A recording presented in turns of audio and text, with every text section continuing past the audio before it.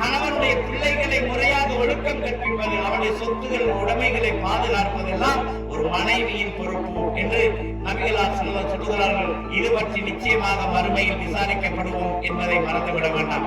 மேலும் ரசூலுல்லாஹ் ஒரு பெருநாள் தினத்திலே பெண்களுக்கு உபதேசம் செய்தார்கள். குறிப்பாக அதிலே ஒரு செய்தி சொன்னார்கள். சகோதரிகளே, என்ன சொன்னார்கள் என்றால், நான் அதாவது மிஅராஜ் பயணம் எடுத்து செல்லப்பட்ட பொழுது அங்கே நரகத்தில் அதிகமான பெண்களை பார்த்தேன். ரசூலுல்லாஹ்வுக்கு நரகமும் சொர்க்கமும் எடுத்து காட்டப்பட்டது.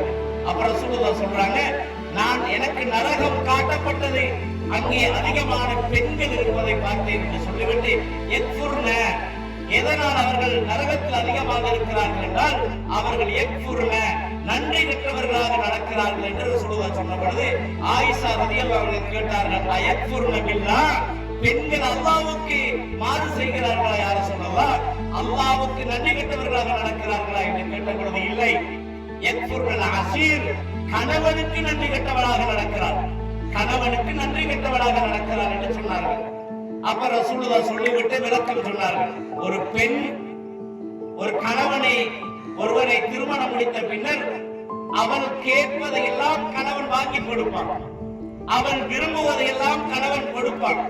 என்றோ ஒரு நாள் எதையாவது ஒன்றை இவன் கேட்பான், அதை கொடுப்பதற்கு அவனால் முடியாமல் போய்விடும். அந்த நேரத்தில் இந்த பெண் சொல்லுவாள், உன்னை திருமணம் முடித்ததனால் எனக்கு என்ன இருக்கிறது, என் பெற்றோரிடம் இருந்துதான் நான் நல்ல முறையில் இருந்திருப்பேன், உன்னை திருமணம் முடித்ததனால் நான் இந்த நிலைமைக்கு ஆளாகிவிட்டேன் என்று அதற்கு முன்னர் கணவன் செய்த அத்தனைக்கும் நன்றி கெட்டவளாகவே நடந்து கொள்வார். இதனால் அவன் அதிகமாக நரகத்திலே பெண்கள் இருக்கிறார்கள் என்று சொல்லிவிட்டு ரசூலுல்லாஹ் சொன்னார்கள், இத்தத்தின் நாளவனோ விசக்கி தம்ரத்தின், ஒரு ஈத்தம் பழத்தின் கீற்றையாவது ஒரு துண்டையாவது தர்மமாக கொடுத்து நரகத்தில் இருந்து உங்களை காத்துக் கொள்ளுங்கள் என்று பெண்களுக்கு ரசூலுல்லாஹ் உபதேசம் செய்தார்கள். அந்த உபதேசத்துக்கு பின்னர் பெண்கள் தங்களுடைய கழுத்துகளில் இருந்த மாலையை, காதுகளில் இருந்த அந்த தோள்களை கலட்டி பிலால் ரலியல்லாஹு அவர்களுடைய விருப்பிலே போட்டு தர்மம் செய்தார்கள் என்ற செய்தியை புகாரியில் பார்க்க கிடைக்கிறது. எனவே அன்பு சகோதரர்களே, என் அருமை சகோதரர்களே, உலகத்தில் வாழும் பொழுது மரணிப்பதற்கு முன்னால் நம்மிடம் இருக்கின்ற பணங்களில் இருந்து முடிந்த அளவு தர்மங்களை செய்து கொள்வோம். அல்லாஹ் குர்ஆனில் நிறைய இடங்களிலே மௌத் வருவதற்கு முன்னர் நீங்கள் தர்மங்கள் செய்து கொள்ளுங்கள் என்று நிறைய சொல்லி இருக்கிறார். எனவே இந்த தர்மங்களை நம்மால் முடிந்த அளவு ஏழைகளையும் கவனித்து இந்த பெருநாளுடைய தினத்திலே எல்லோரும் சந்தோஷமாக கொண்டாடுவதற்காக நாமும் நம்மிடம் இருப்பதில் தர்மம் செய்து ஒன்றுபட்டு எல்லோரும் ஒற்றுமையாக ஒன்றுபட்டு வாழுவதற்கு அல்லாஹ் தஆலா நம் அனைவருக்கும் தௌஃபீக் செய்வானாக. சிறந்த வாழ்க்கையை வாழ்ந்து கணவனுக்கு நன்றியுள்ள பெண்களாக, பெண்களுக்கு அன்புள்ள கணவர்களாக, ஒரு இஸ்லாமிய குடும்பமாக நாம் எல்லோரும் வாழுவதற்கு அல்லாஹ் தஆலா நம் மனதில் நல்ல எண்ணம். ஒவ்வொரு மகனும் ஒரு ஆண் மகனும் குடும்பத்தின் பொறுப்புதாரிகள். அந்த குடும்பத்தை ஒழுக்கமாக நடத்துவது, மார்க்க கடமைகளை செய்ய தூண்டுவது, மார்க்கத்தை அவர்கள் சொல்லிக் கொடுப்பது, மார்க்க வகுப்புகளிலே தருவாராக என்று கேட்டுக்கொண்டவனாக அன்பான சகோதர சகோதரிகளே, இனிய பெருநாளை நம் எல்லோருடன் சலாம் கூறி வாழ்த்துகள் சொல்லி இந்த இடத்தில் இருந்தார்கள். எல்லா சாலையான அவர்களை அல்லாஹ் தஆலா புரிந்து கொள்வானாக, ஏற்றுக்கொள்வானாக என்ற வாழ்த்துக்களை கூறிக்கொள்வோம். அஸ்ஸலாமு அலைக்கும் வரஹ்மத்துல்லாஹி. சாலைகளானால் நல்ல அமல்களை, சிறந்த அமல்களை என்னிடமிருந்து உங்களிடமிருந்து அல்லாஹ் தஆலா ஏற்றுக்கொள்வானாக என்ற வார்த்தைகளை வாழ்த்துக்களால் சொல்லிக் கொள்ளலாம். வாழ்த்து சொல்லுவது தடை கிடையாது. வாழ்த்து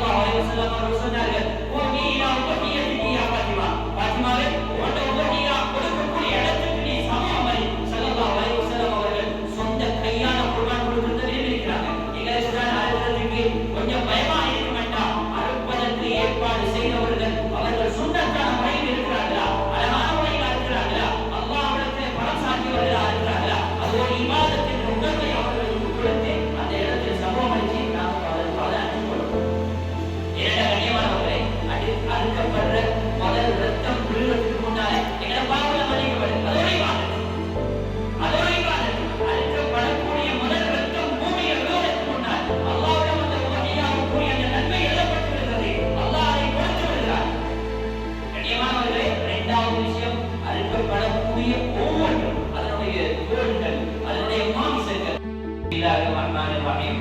والأذن جعلناها لكم ونشهد أن سيدنا ومولانا محمدا عبده ورسوله. اللهم صل على محمد وعلى آله وأصحابه ونستغفره ونؤمن به ونتوكل عليه ونعوذ بالله من شرور أنفسنا ومن سيئات أعمالنا. الله أكبر الله أكبر كبيرا الحمد لله كثيرا سبحان الله بكرة وأصيلا لا إله إلا الله الله أكبر الله أكبر ولله الحمد.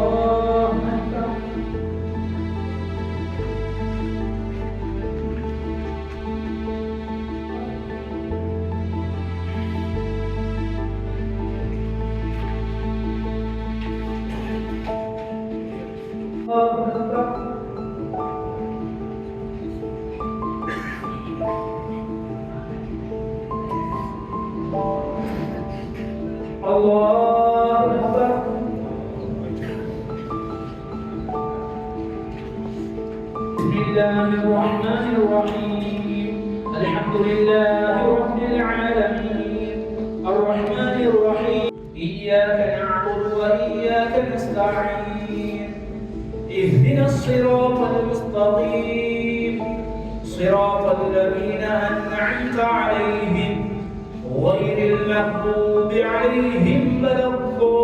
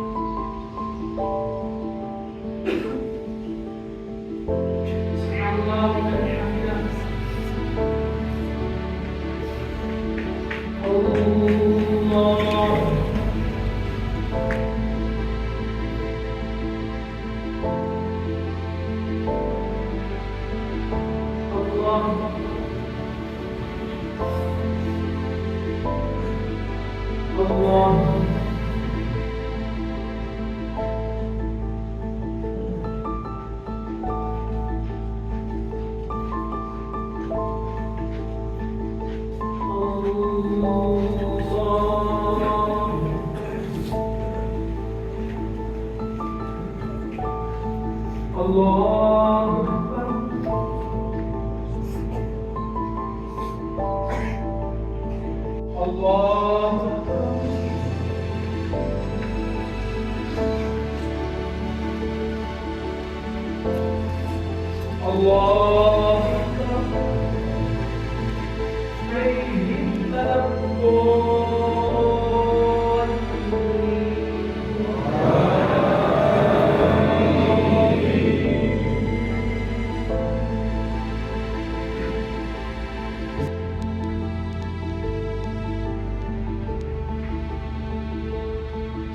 الله لمن حمده. الله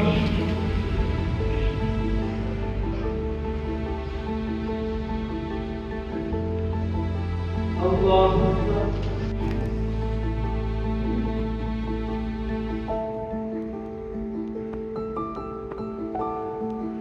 الله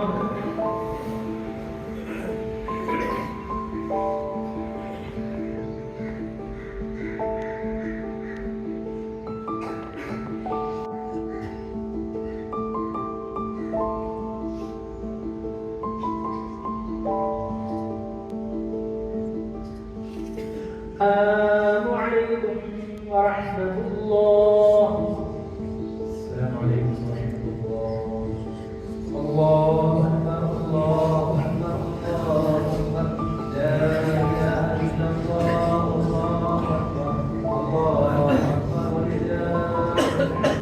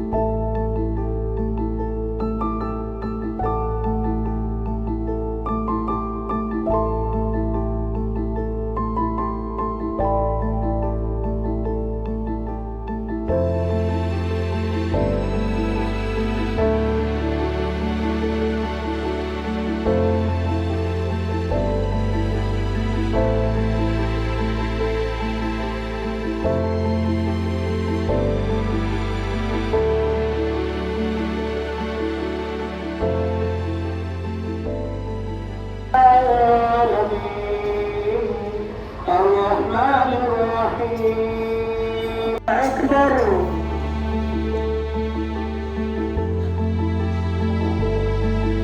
سبح اسم ربك الأعلى. فذكر النفعة الذكرى.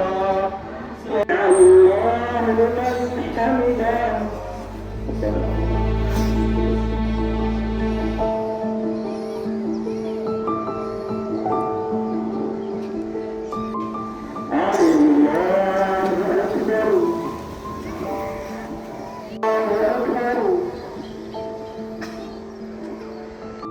ولا الضالين.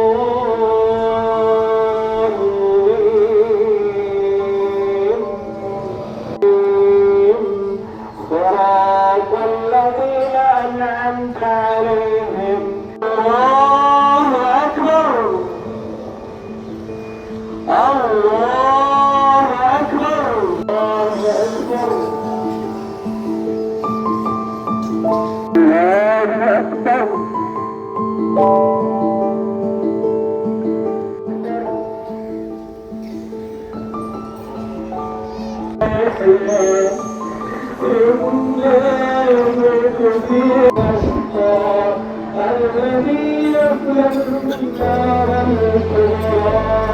قدر فهدى والذي أخرج المرعى إنه يعلم الجهر وما يخفى. الله أكبر.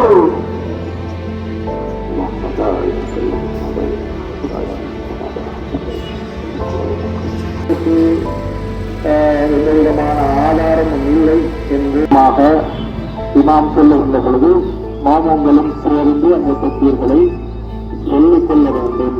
கைகளை கூட சொல்லிக் கொள்ள வேண்டும். கைகளை உயர்த்தி கட்டுவதிலே நிறையான ஹதீஸ்கள் ஆதாரத்திலே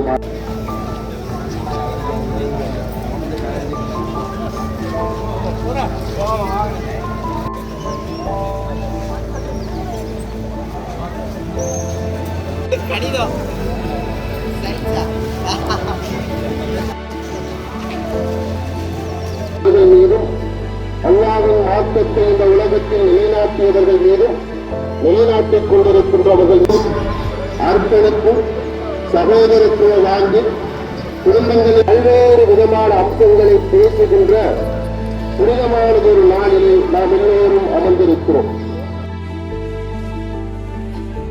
நாங்கள் பரிபூர்ணமாக கடந்து செல்லுமாறு தயவாக வேண்டிக் சொல்லப்படும். அதையும் நாங்கள் முதலாவது அந்த ரகாத்தில் பேணிக் கொண்டது மாதிரி தக்பீரை மாத்திரம் நாங்கள் முடித்து கொள்ள வேண்டும்.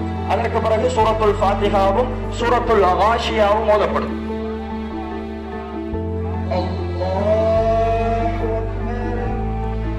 உமஹியா பிராணிகளை அல்லாஹுக்காக நாம் அறுக்கின்ற திருநாளாக, உமஹியா பெருநாளாக இந்த பெருநாளை அல்லாஹுடைய தூதரவர்கள் எமக்கு அடையாளப்படுத்தி இருப்பதை நாங்கள் பார்க்கிறோம். எனவே இந்த ஹுத்பா பிரசங்கத்தில் உங்களுக்கு ஆரம்பமாக ஞாபகம் ஊட்டுகின்ற மிக முக்கியமான அம்சம் என்ன அப்படி என்றால், கணியக்கூடிய சகோதரர்களே, அடையாள சின்னங்களில் ஒரு அடையாள சின்னமாக அல்லாஹ் குர்ஆனில் பிரகடனப்படுத்துகின்றார். தன்னுடைய மகனை அறுக்குமாறு அல்லாஹ்வுடைய கட்டளை, அந்த வரலாறு எங்களுக்கு தெரியும். கணியக்கூடிய சகோதரர்களே, ஃபலம்மா அஸ்லமா வதல்லஹு லில்ஜபீன், அல்லாஹ் சொல்கிறான், இப்ராஹீமும் இஸ்மாஈலும் அல்லாஹ்வுக்கு கட்டுப்பட்டு இப்ராஹிம் தன்னுடைய மகன் இஸ்மாஈலை அறுப்பதற்காக குப்புற கிடத்திய பொழுது வநாதைனாஹு ஐயா இப்ராஹிம், இப்ராஹிமே என்று நாம் இப்ராஹிமை அழைத்தோம்.